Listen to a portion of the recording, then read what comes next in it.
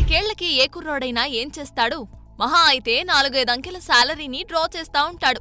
కానీ అభిషన్ మాత్రం టూరిస్ట్ ఫ్యామిలీతో కోట్లు కొల్లగొట్టేశాడు. ఎం శశికుమార్, సిమ్రన్ లీడ్ రోల్స్ లో వచ్చిన ఈ సినిమా 8 కోట్లతో పూర్తయి 80 కోట్ల వసూళ్ల వర్షం కురిపించడంతో దీన్ని డైరెక్ట్ చేసిన 25 ఏళ్ల అభిషన్ ఇప్పుడు టాక్ ఆఫ్ ది కాలీవుడ్ అయిపోయాడు. తిరుచిలో పుట్టి చెన్నై లయోలా కాలేజ్ నుండి బీఎస్సీ విజువల్ డిగ్రీని పొందిన అభిషన్ మొదటగా థగ్ లైట్ యూట్యూబ్ ఛానల్ ద్వారా మీడియాలోకి ఎంట్రీ ఇచ్చాడు. ఫ్రెండ్షిప్, ఎగ్జామ్స్, లవ్ వంటి కంటెంట్ ని ఛానల్లో అప్లోడ్ చేస్తూ మంచి పేరు తెచ్చుకున్నాడు. అలా ఫిల్మ్ మేకింగ్ పై ఇంట్రెస్ట్ పెరిగిన అభిషన్ 2019లో డోప్ అనే షార్ట్ ఫిల్మ్తో దర్శకుడిగా ఎంట్రీ ఇచ్చిన ఆ తర్వాత అతను తీసిన నోడిగల్ పిరకథ ఏకంగా 2 మిలియన్ వ్యూస్ ను దక్కించుకోవడంతో అభిషన్ ఒక్కసారిగా యూట్యూబ్ సర్కిల్లో మంచి క్రేజ్ ను కొట్టేశాడు. ఇక ఆ తర్వాత అనేక డక్కా ముక్కీలు తిన్న ఈ కుర్ర డైరెక్టర్ శశికుమార్ సిమ్రన్ యోగిబాబుతో లేటెస్ట్ గా టూరిస్ట్ ఫ్యామిలీ అనే కామెడీ డ్రామాని తెరకెక్కించి సాలిడ్ సక్సెస్ ను కొట్టేశాడు. శ్రీలంక నుంచి వచ్చి చెన్నైలో బతుకు ఈడ్చుకుంటున్న ఫ్యామిలీకి ఎదురయ్యే కష్టాలు, బాంబ్ బ్లాస్ట్ జరగటం, ఆ దాడితో ఈ ఫ్యామిలీకి లింక్ ఉందని పోలీసులు లేనిపోని సమస్యలు సృష్టించడం, వాటి నుంచి ఆ అమాయకపు ఫ్యామిలీ ఎలా బయటపడింది అనేది ఎంటర్టైనింగ్ అండ్ ఎమోషనల్ గా తెరకెక్కించి మంచి హిట్ ను కొట్టేశాడు. ఇక ఈ చిత్రాన్ని ఇప్పటికే సూపర్ స్టార్ ఆకాశానికి ఎత్తేయగా దర్శకధీరుడు SS Rajamouli, natural star Nani తదితరులు సైతం అభిషన్ పై ప్రశంసలు కురిపించిన సంగతి తెలిసిందే. మొత్తానికి భారీ బడ్జెట్, స్టార్ కాస్ట్ వంటివేమీ లేకపోయినా కథలో మ్యాటర్ ఉంటే చాలని నిరూపించాడు అభిషన్. చూడాలి మరి ఈ తమిళ తంబి ఫ్యూచర్ లో ఇంకెన్ని సంచలనాలు క్రియేట్ చేస్తాడు. చైతూ, అఖిల్ అక్కినేని నట వారసులుగా ఎంట్రీ ఇచ్చారు ఈ ఇద్దరు అన్నదమ్ముళ్ళు.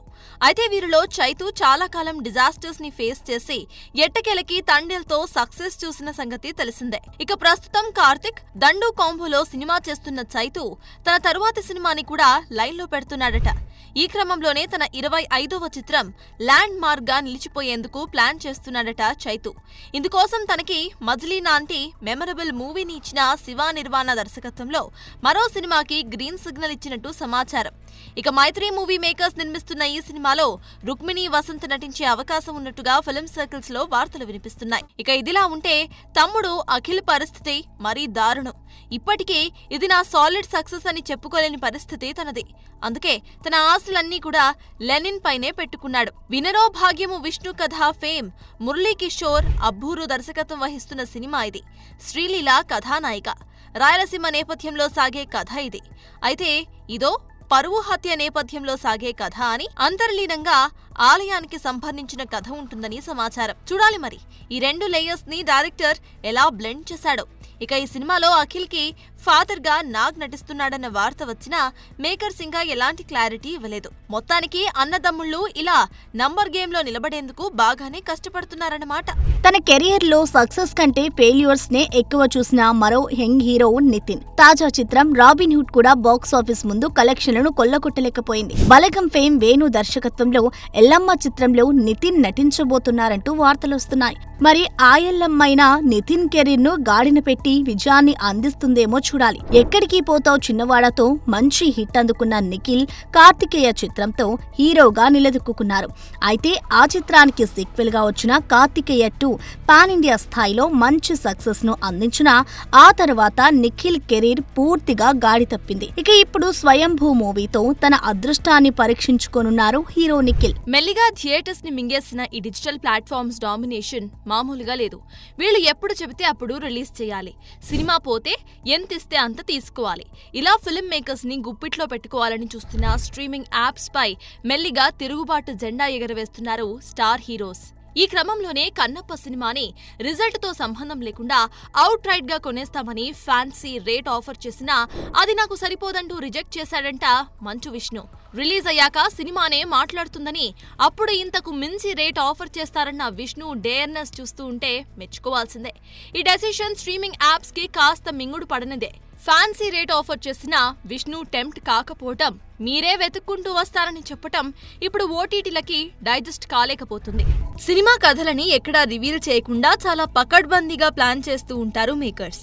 అయితే వచ్చిన ట్రైలర్ని బట్టో లేక తెలిసిన ఇన్ఫర్మేషన్ ని బట్టో నెటిజన్లు రకరకాల స్టోరీస్ ని అల్లేస్తూ ఉంటారు. కుబేరా అలాగే డిసెంబర్లో వస్తున్న రాజాసాబ్ సినిమాల కథలు ఇవే అంటూ 2 కథలని వండివార్చేశారు.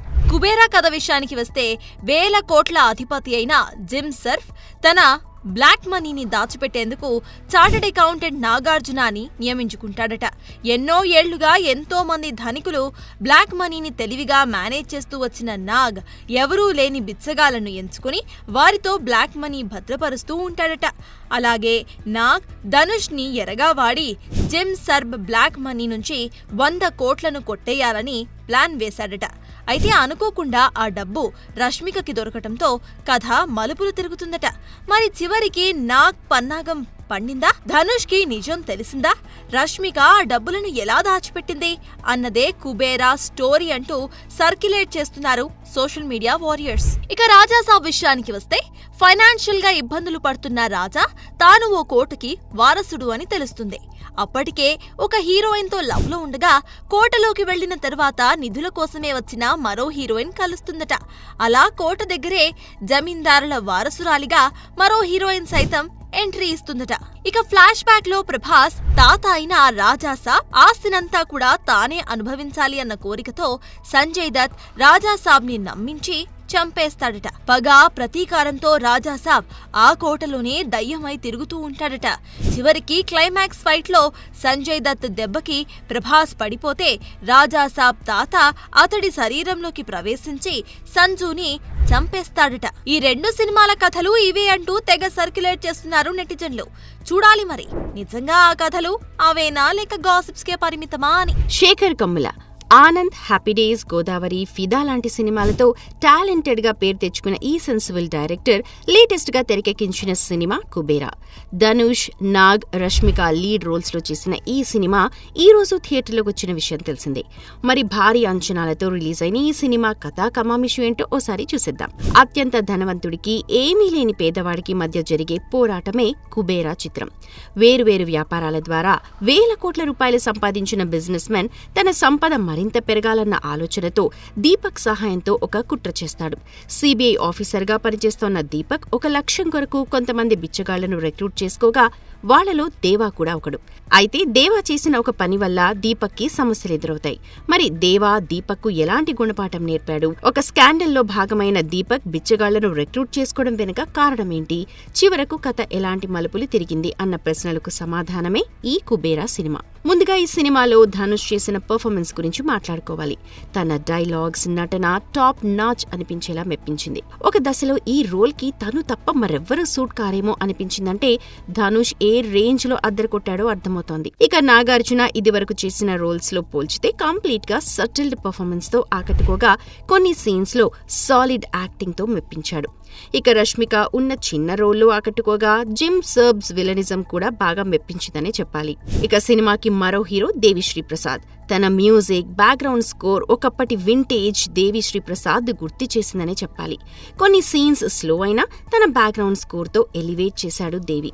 ఇక editing and screenplay first half కుమ్మేగా, సెకండ్ హాఫ్ కొంచెం స్లో అయిన ఫీలింగ్ కలిగిన ఓవరాల్ గా మంచి మూడ్ నే క్రియేట్ చేశాడు. ఇక సినిమాటోగ్రఫీ ఎక్సలెంట్. ఇక ప్రొడక్షన్ వాల్యూస్ లో సునీల్ నారంగ్ ఏమాత్రం రాజీ పడలేదని చెప్పాలి. అందరికన్నా ముందు మాట్లాడుకోవాల్సింది ఇక శేఖర్ కమ్ముల గురించి.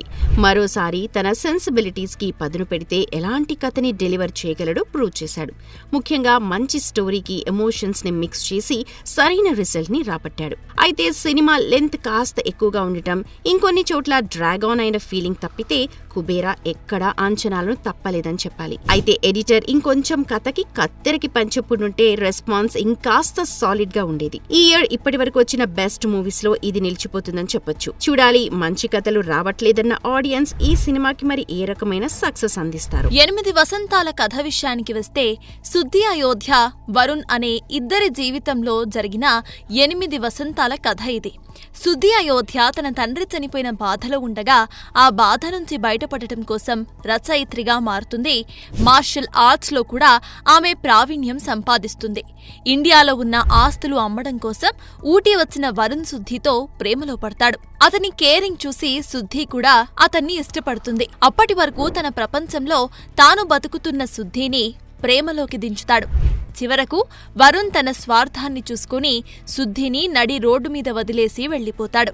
స్వాభిమానం, ఆత్మగౌరవం ఉన్న శుద్ధి అసలేం చేస్తుంది? శుద్ధి జీవితంలో సంజయ్ పాత్ర ఏంటి? అయితే సంజయ్ మీద ఉన్న ప్రేమను బయటపెట్టకుండా శుద్ధి మరో యువకుడితో పెళ్లికి ఎందుకు రెడీ అవుతుంది? ఇంతకీ సంజయ్, శుద్ధి ఒకటయ్యారా లేదా? శుద్ధి 8 వసంతాల ప్రేమ ప్రయాణంలో ఎన్ని మలుపులు చోటు చేసుకున్నాయనేదే ఈ చిత్ర కథ. పొయటిక్ గా సాగే ఓ ప్రేమ కథ ఇది. తెరపైన కనిపించే ప్రతి ఫ్రేమ్, ప్రతి డైలాగ్ పొయటిక్ గా ఉంటాయి. విజువల్స్ వరకు కట్టిపడేసినా ఒక దశ దాటిన తరువాత డైలాగ్స్ చాలా ఆర్టిఫిషియల్ గా ఉంటాయి. అవి సినిమాపై ఏమాత్రం ప్రభావం చూపించకపోగా క్యారెక్టర్స్ కావాలని మాట్లాడినట్టు ఉంటుంది. పొయటిక్ గా చూపించాలి అని ఆలోచించిన దర్శకుడు ఎమోషన్స్ సంగతే మరిచిపోయాడు. హెషామ్ సంగీతం సినిమాకి ప్లస్ అని చెప్పాలి. అయితే సెకండ్ హాఫ్ మాత్రం సినిమా పూర్తిగా గాడి తప్పినట్లు అనిపిస్తుంది. ప్రేమ కథలో ఏమాత్రం బలం లేకపోగా చాలా సన్నివేశాలు మెలోడ్రామాని తలపిస్తాయి. సంజయ్ రాసిన రాణీమాలిని అనే వేశ్య కథని చదివి అతనితో ప్రేమలో పడటం కానీ, ఆ ప్రేమని త్యాగం చెయ్యాలి అనుకోవడం కానీ అంతా ఆర్టిఫిషియల్ గా అనిపిస్తుంది. ఫస్ట్ హాఫ్ లో శుద్ధి పాత్ర ఎంత బలంగా, ఎంత హుందాగా కనిపిస్తుందో చివరికి వచ్చేసరికి ఆ పాత్ర తాలూకు ప్రభావం తగ్గిపోతుంది. సంజయ్ పాత్ర తెరపైకి వచ్చిన ప్రతిసారి కూడా సీన్స్ అన్నీ ఓ పుస్తకాన్ని చదువుతున్నట్టుగా ఓ స్పీచ్ లాగా సాగిపోతూ ఉంటాయి. మొత్తంగా సినిమాకి పోయట్రీతో పాటు కథ కూడా కావాలని ఫణీంద్ర ఆలోచిస్తే బాగుండు. అయితే అనంతిక అందం, స్క్రీన్ ప్రెజెన్స్ ప్రేక్షకులని కళ్లు తిప్పుకోనీయకుండా చేస్తుంది. వారణాసిలో సాగే పోరాటం, అనంతికలోని టాలెంట్ ఏంటో తెలుస్తోంది. దర్శకుడు ఫణీంద్ర నర్శెట్టి కవితాత్మక స్పర్శతో కథని చెప్పాలి అనుకోవటం మెచ్చుకోదగ్గ ప్రయత్నమే. కానీ అది ఆడియన్స్ ని ఎంతవరకు ఎంగేజ్ చేస్తుందో కాలమే డిసైడ్ చేయాలి. సినిమా బ్యారియర్స్ ని తెంచుకోవడంతో దర్శకులు కూడా తమ థాట్ ప్రాసెస్ ని మార్చేస్తున్నారు. అందుకే తమ భాషా నటులతో ఇక చాలంటూ తమ చూపుని పరభాషా నటుల వైపు మళ్లిస్తున్నారు. గతంలోనూ చేసినా ఇప్పుడు మరీ ఎక్కువైంది. మన టాలీవుడ్ నుండే చూస్తే ఇప్పటికే సందీప్ కబీర్ సింగ్ యానిమల్ తో పాగా వేయగా తాజాగా జార్తో జెండా పాతాడు. గోపీచంద్ మరిలేని మంచి మాస్ ఫీస్ట్ గా తెరకెక్కిన ఈ సినిమాకి ఇప్పుడు సీక్వెల్ ని అనౌన్స్ చేశారు కూడా. ఇక కాచు కూర్చున్న వంశీకి అమీర్ గ్రీన్ సిగ్నల్ ఇచ్చేశాడు. ఇక ఎప్పటి నుండో ముంబై చెక్కేయాలని బాబీ కొల్లి ఆశపడుతూనే ఉన్నాడు. త్వరలో ఈ ప్రాజెక్ట్ పై క్లారిటీ రానుంది. ఇక ప్రశాంత్ వర్మ కూడా అటువైపు అడుగులేసి రిటర్న్ అయిన వాడే. ఇక బేబీ సినిమాని త్వరలోని బాలీవుడ్ లోకి దించుతున్నాడట డైరెక్టర్ సాయి రాజేష్. ఇవన్నీ సక్సెస్ ట్రాక్ లో పడితే మరింత మంది ఇలాగే ముంబై ఫ్లైట్ ఎక్కేస్తారనడంలో సందేహం లేదు. టాలీవుడ్ దర్శకులు బాలీవుడ్ పై మోజు పడుతుంటే కోలీవుడ్, శాండిల్వుడ్ దర్శకులు తెలుగు స్టార్స్ వైపు చూడడం ఆసక్తికరం. వీరిలో ముఖ్యంగా చెప్పుకోవాల్సింది ప్రశాంత్ నీల్ గురించి. ప్రభాస్ ఆల్రెడీ చేసిన నీల్ చేతిలో ప్రస్తుతం తారక్ సినిమా ఉంది. తర్వాత రామ్ చరణ్ తో ఓ సినిమా చేయాలి. ఇవన్నీ కంప్లీట్ అయ్యే నాటికి మరిన్ని సినిమాలుంటాయో. ఇక జవాన్ అంటూ బాలీవుడ్ ని పలకరించి వచ్చిన అట్లీ రీసెంట్ గా ఐకాన్ స్టార్ తో కట్టాడు. కూలీ పోస్ట్ ప్రొడక్షన్ లో బిజీగా ఉన్న లోకేష్ కనకరాజ్ ఖైదీ 2, విక్రమ్ 2లు పూర్తి చేసుకుని ప్రభాస్ తో సినిమా మొదలు పెడతాడట. నెల్సన్ పరిస్థితి కూడా అచ్చం ఇదే. ప్రస్తుతం జైలర్ 2 నెల్సన్ తారక్కి కమిట్ అయిన సంగతి తెలిసిందే. చూడాలి మరి వీళ్ళల్లో ఎవరు త్వరగా సినిమాలని సెట్స్ పైకి తీసుకెళ్తారో. ఒకప్పుడు సౌత్ లో బాలీవుడ్ భామలని నటింపచేసేందుకు పోటీ పడేవారు మన ఫిల్మ్ మేకర్స్. కానీ కాలం మారింది. ఒకప్పుడు బాలీవుడ్ ని ఏలిన దీపిక, కత్రినా కైఫ్లతో పాటు మొన్నటి వరకు ఎంటర్టైన్ చేసిన అలియా కూడా పిల్లలు పుట్టాక సెలెక్టివ్ గా సినిమాలు చేసుకుపోతున్నారు. ఇక మిగిలిన కియారా అద్వానీ ప్రెగ్నెంట్ అవడంతో ఉన్న సినిమాల్ని కంప్లీట్ చేసే పనిలో పడింది. ఇక జాన్వీ లాంటి హీరోయిన్లు అటు సీనియర్స్ తో సెట్ కాక జూనియర్స్ తో చేయలేక సౌత్ స్టార్లకే ఎక్కువ ప్రిఫరెన్స్ ఇస్తున్నారు. ఇక సోనాక్షి సిన్హా, కృతి సనన్, యామి గౌతమ్ వంటి తారలు ఉన్నామా అంటే ఉన్నాం అన్నట్లుగా ఉన్నారు. కానీ సాలిడ్ హిట్స్ ఖాతాలో పడట్లేదు. దీంతో ఈ గ్యాప్ ని ఫిల్ చేసే పనిలో పడ్డారట మన సౌత్ సుందరాంగులు. ఈ క్రమంలో ఇప్పటికే కాజల్, తమన్నా, పూజా హెగ్డే, నయనతార, సమంత వంటి సౌత్ లో స్టార్డమ్ తెచ్చుకున్న భామలు అక్కడ పర్లేదనిపించారు. ఇక లేటెస్ట్ గా చావాతో సందడి చేసిన సౌత్ హ్యాపెనింగ్ రష్మిక మరోసారి ధామాతో జెండా పాతేందుకు సిద్ధమైంది. ఇక లేటెస్ట్ గా సౌత్ బ్యూటీ మీనాక్షి కూడా స్త్రీ, మిమి లాంటి హిట్ చిత్రాలను నిర్మించిన దినేష్ విజన్ రూపొందిస్తున్న ఓ యాక్షన్ థ్రిల్లర్ కోసం ముంబై చెక్కేసిన సంగతి తెలిసిందే. ఇవన్నీ ఇలా ఉంటే ఇప్పటికే కార్తీక్ ఆర్యన్ తో కలిసి ఆషికీ 3కి కమిట్ అయిన ఈ కిసిక్ బ్యూటీ తాజాగా మరో ఆఫర్ పట్టేసిందట. ధర్మా ప్రొడక్షన్స్ పై నిర్మిస్తున్న దోస్తానా 2 కోసం శ్రీలీల పేరును పరిశీలిస్తున్నాడట కరణ్ జోహార్. విక్రమ్ మాసే, లక్ష్య హీరోలుగా చేస్తున్న ఈ మూవీలో హీరోయిన్ గా విజీ పాపను అప్రోచ్ అవ్వగా గ్రీన్ సిగ్నల్ ఇచ్చినట్లు గుసగుసలు వినిపిస్తున్నాయి. చూడాలి మరి చక్కర్లు కొడుతున్న ఈ న్యూస్ పై మేకర్స్ ఎప్పుడు క్లారిటీ ఇస్తారు.